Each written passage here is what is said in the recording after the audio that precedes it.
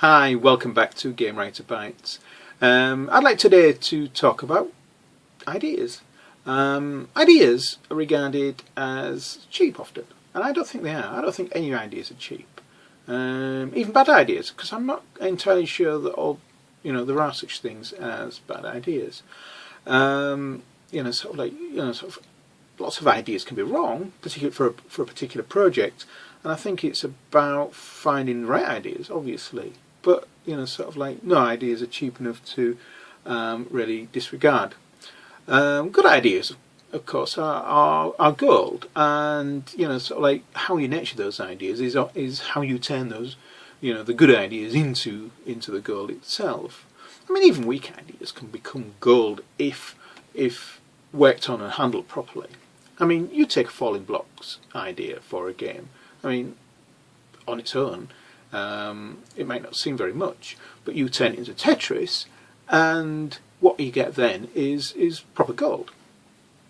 Now, you can't copyright an idea. I mean, there's a lot of misconceptions with some people there.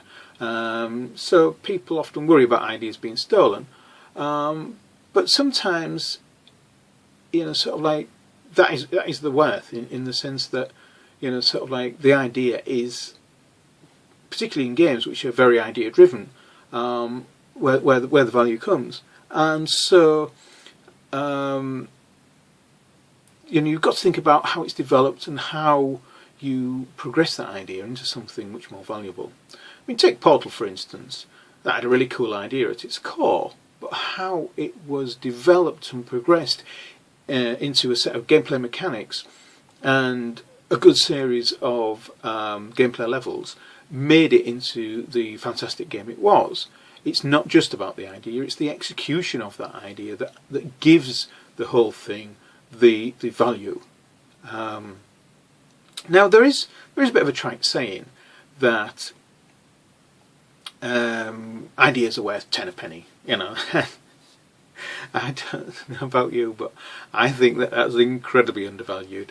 Now, if we assume that someone is going to be paid the minimum wage, which for the UK is about £6.31, and we divide that up so that if you want to earn a penny at the minimum rate, it comes out to something like 5.6 seconds. It takes you 5.6 seconds to earn a penny at the minimum rate.